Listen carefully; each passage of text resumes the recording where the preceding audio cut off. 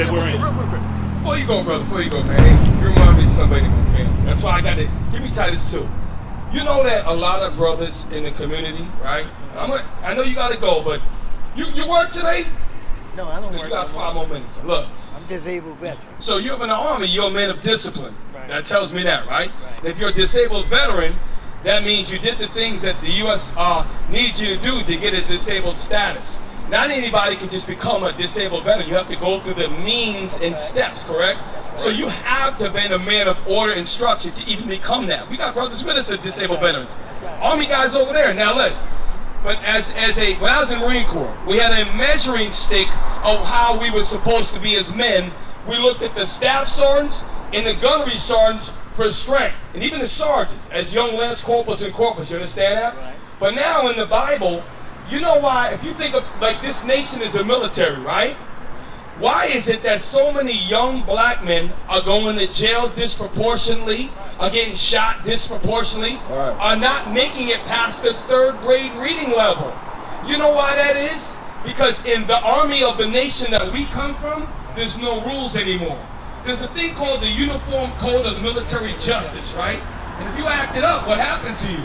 You either got your rank tanked, you got court-martialed, or ultimately you could go to the brig, right? Watch this.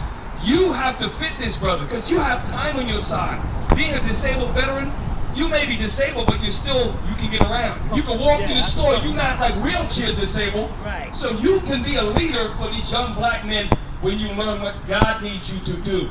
And the Christian church is a lying institution set up by white power structure. Right. You are a black man. You need a black power structure in the Bible is that. Read, I'm going to show you. Read. Titus chapter 2, verse 2. Now, why are we speaking rough like men? Because you're a man.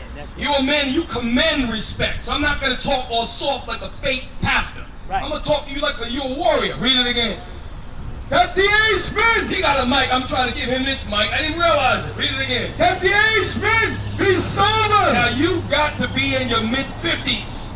Maybe more than that. Late 50s. Yeah. Late 50s. Yeah. So when brothers see you, they see someone that they can talk to. Why? Because you're old enough to be, I am old enough to be a lot of these men's fathers. You are old enough to be the young ones, some of them, even their grandfather. Hold up for a sec, man. Come on, you're Army veteran. You're going to give me some time today, bro. All right, read. That the aged men be sober, grave, temperate, sound in faith, and charity, and patience. What are we reading? We're reading the Holy Bible. That's Who right. is the Holy Bible written for? You so-called blacks, Hispanics, and Native Americans who have been scattered throughout slavery to the 4 corners of the earth. Right. You are the Israelites that God commands and calls back to this Bible. Read it again. That the aged men be sober. What are we talking about? That the description of how black men in the community are supposed to be. There is a criteria. There is something set up for you black men to measure yourself at. Right. It's called an example in the Bible about an aged man. If you're 50 or hell, some of you 45-year-olds look like you're 60. So I'm talking about you too. Read it again. That the aged men be sober. Meaning what? You brothers, every time you got a doggone problem, stop running to these liquor bottles. Right. You got a whole day, you build pyramids of liquor cabinets. You build a damn pyramid of empty liquor bottles. Right. Like it's a wall of friggin' fame or something. Read it again. That the aged men be sober. Meaning the first thing you gotta understand is to have a mind that people will respect. You have to be sober-minded, right? It's very important. Read on. Grave. What does grave mean? Like, for example, this brother is grave. You know what? Read it again for my man right here. That the aged men be sober. So, for example, if you want to become a staff sergeant to get that bottom rocker, right? There's certain things that you have to do according to the U.S. Army to get that criteria. If your PFT is down here, you think they're gonna want a fat lard ass in charge of a doggone squad? Hell no. So God gives us criteria for you. Now, why am I saying this? You said this yellow dude, long with it. Yes, I am. Because you may be disabled. You got a long life ahead of you. You're gonna live for decades. But don't you want to turn back and stand up for this Bible? And that's the thing. These young men can come to you and they see the gray hair, the white hair. They say, this guy might have an answer. This guy might be able to help me clean my life around because the streets ain't helping me, right? So you got to fit this. Read it again. That these men be sober. Ain't nothing wrong with having a drink or two, my brother. There's a time and there's a season for everything. And I'm not saying it's you, but a lot of brothers in this community got so many problems. They wake up, they reach for the bottle. Before they go after lunch, they reach for the bottle. And if that fits you, you gotta fix it. If it doesn't fit you, I ain't talking about you. Read it again.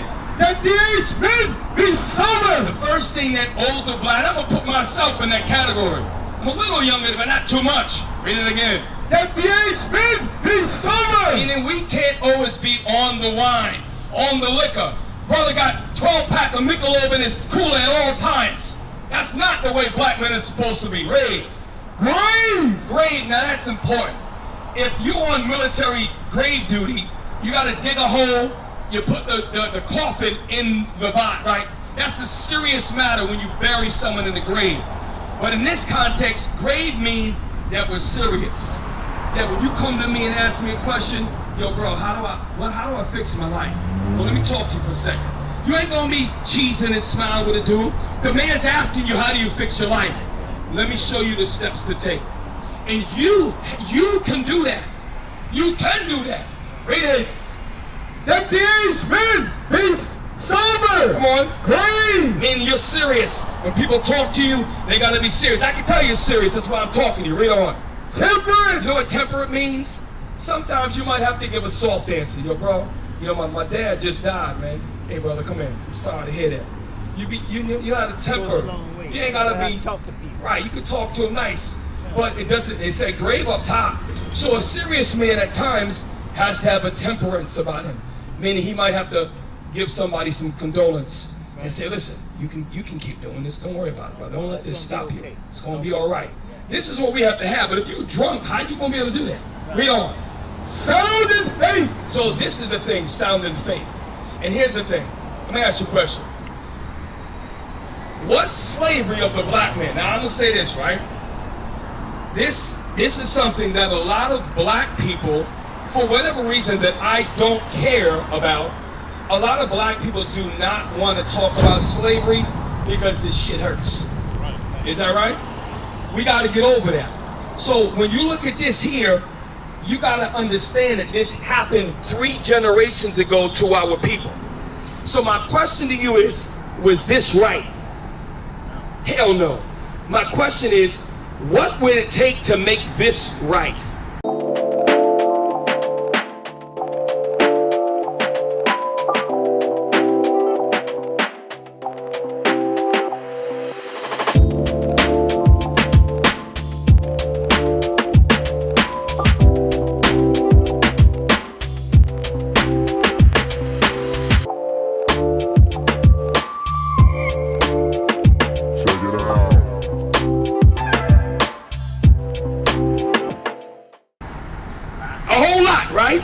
So let me show you something.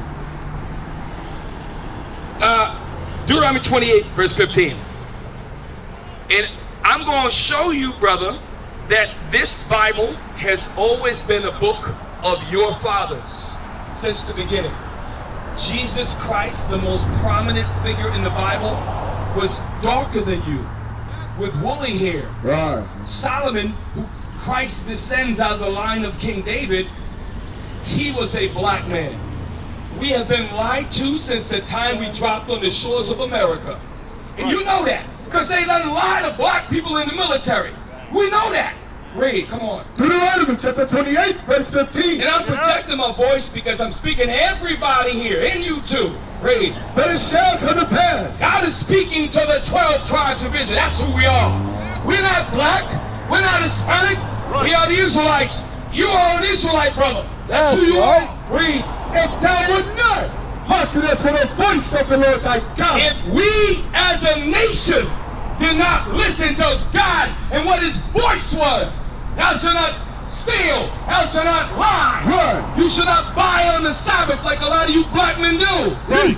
Okay, read on. To observe, to do all his commandments. And that's what the voice of God is. God is not going to speak to you every time you go to the store and say, hey, Gary, don't buy a damn Snapple.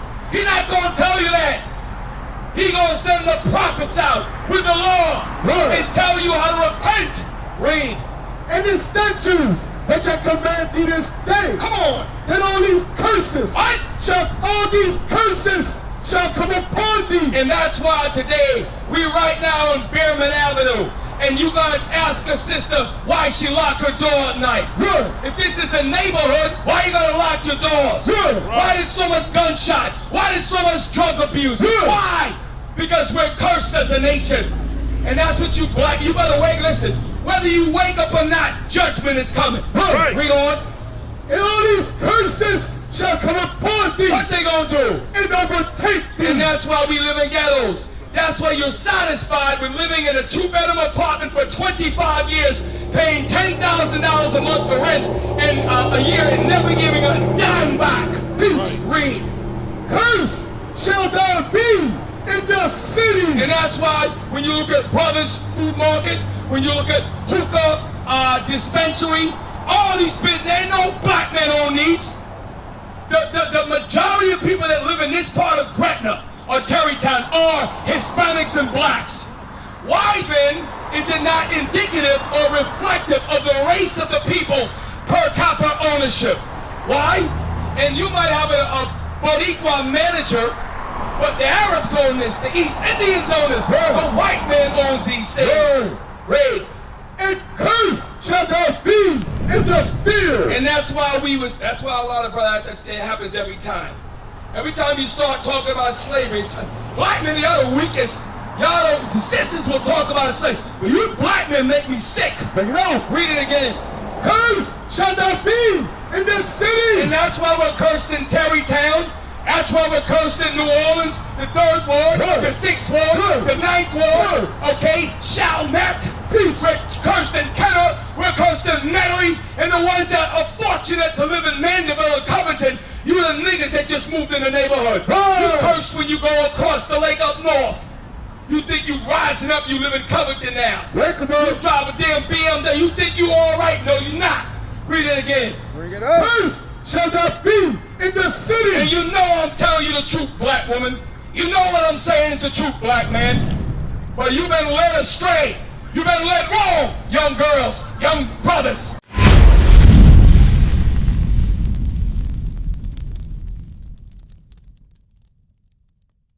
What is the nation?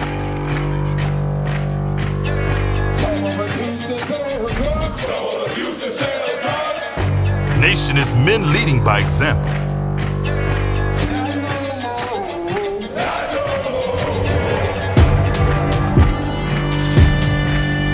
Nation is family.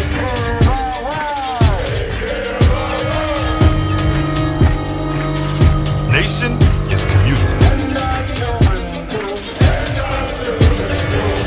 Nation is children with role models.